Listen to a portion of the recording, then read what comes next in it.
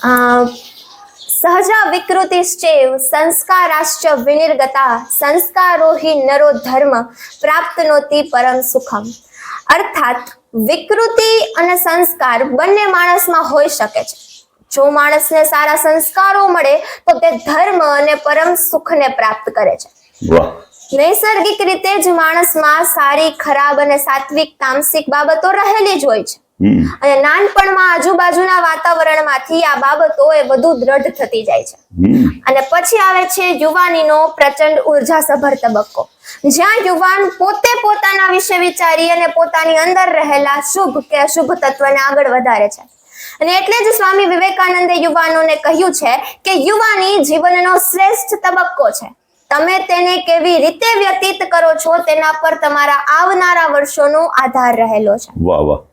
અને અંતઃસ્ત્રાવોના આક્રમણો, આકાશને આંબવાની મહેચ્છા અને પર્વત તોડીને પણ પોતાનો રસ્તો કરી લેતી નદી જેવી યુવાની જ્યારે ડગ માંડે છે ત્યારે તેની સામે બે રસ્તાઓ હોય છે, સંસ્કારો થકી સફળતાનો અને વિકૃતિ થકી વિનાશનો. આગલી પેઢીની યુવાનીમાં જે બાબતો અલભ્ય કે દુર્લભ હતી એ આજની પેઢી માટે સહજ કે સુલભ છે. આંગળીના ટેરવે જ્ઞાન અને માહિતીનો મહાસાગર પણ છે અને વિકૃતિનો વિકરાળ દાવાનળ પણ છે. વાહ વાહ. અને મારીચ નામના રાક્ષસને સુવર્ણ મૃગ સમજી લેવાની ભૂલ તો આજે પણ હજારો વખત થાય છે. વાહ વાહ વાહ. અને એક વખતે સુવર્ણ મૃગની પાછળ જો આંધળી દોટ ચાલુ થાય પછી અધપતનમાં જઈને જ અટકે છે. વાહ વાહ વાહ. સોશિયલ મીડિયાની આંજી દેતી દુનિયા અને તેના લોકપ્રિય માણસો એ યુવાન ઉપર એટલી હદે અસર કરે છે કે ફેશનના નામ પર થતી વિકૃત નગ્નતા, દારૂ, સિગરેટ કે પછી વાતમાં ગાળો બોલવા જેવી શિશુપાલ વૃત્તિ એ આજના યુવાનને કુલ વર્તન લાગે છે. વાહ વાહ. પરંતુ આવી માનસિક વિકૃતિનું સૌથી વરવું સ્વરૂપ એ નાની નાની બાળકીઓ ઉપર થતા બળાત્કાર રૂપે કે સંબંધોની ગરિમાને જાળવ્યા વિના થતા પ્રેમના વ્યભિચાર રૂપે આજે આપણી સામે આવે છે. વાહ.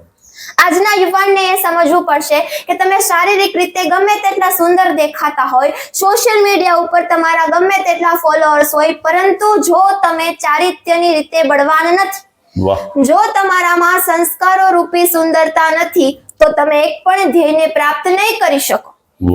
અને અમુક યુવાનોને આવી સંસ્કારોની બાબતો એ બેવકૂફી ભર્યો ઉપદેશ લાગે. એમનું કહેવાનું એવું હોય કે જીવન જીવવા માટે છે, યુવાની તો માણવા માટે છે.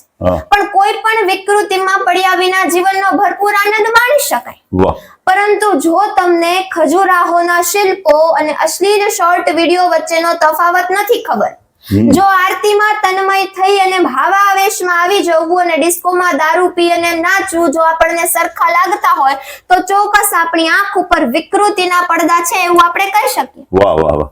બહુ સાચું. અને આવા વિકૃતિના વાતાવરણમાં પણ જેમને સંસ્કારોનો રસ્તો પસંદ કર્યો છે એવા કેટલા ઝળહળતા ઉદાહરણો આપણી સામે છે. વાહ વાહ વાહ. વિશ્વ વિજેતા બન્યા પછી ચેસ બોર્ડને પગે લાગતો ડી ગુકેશ, જે ધરતી ઉપર જીત્યા ત્યાંની માટી ચાખતો રોહિત શર્મા, કે રાફેલ જેવા વિમાનની ડિલિવરી લીધા પછી સ્વસ્તિકથી વધાવતા રાજનાથ સિંહ, કે આપણા ગુજરાતના પનોતા પુત્ર નરેન્દ્ર મોદી જ્યારે પ્રથમ વખત સંસદ ભવન પહોંચે ત્યારે તેને એક ઇમારત નહીં પરંતુ એક લોકશાહીનું મંદિર ગણીને તેના પાયાના પથ્થરને શીશ ઝુકાવે ત્યારે હિંમત આવે કે વિકૃતિઓ આપણા સંસ્કૃતિના સંસ્કારોને મિટાવી નથી શકી. વાહ વાહ. લક્ષ્મણ સીતા માતાના ઝાંઝરને ઓળખે પરંતુ મુખના આભૂષણોને નહીં, એ મર્યાદા છે. રાધા અને મીરાએ જે જીવી બતાવ્યું એ પ્રેમ છે. અભિમન્યુએ જે ચક્રવ્યૂહમાં દર્શાવ્યું એ પરાક્રમ છે. માય ડિયર અમેરિકન બ્રધર્સ અને સિસ્ટર બોલીને સ્વામીજી જે કમાણા એને સાચા ફેમસ થયા કહેવાય.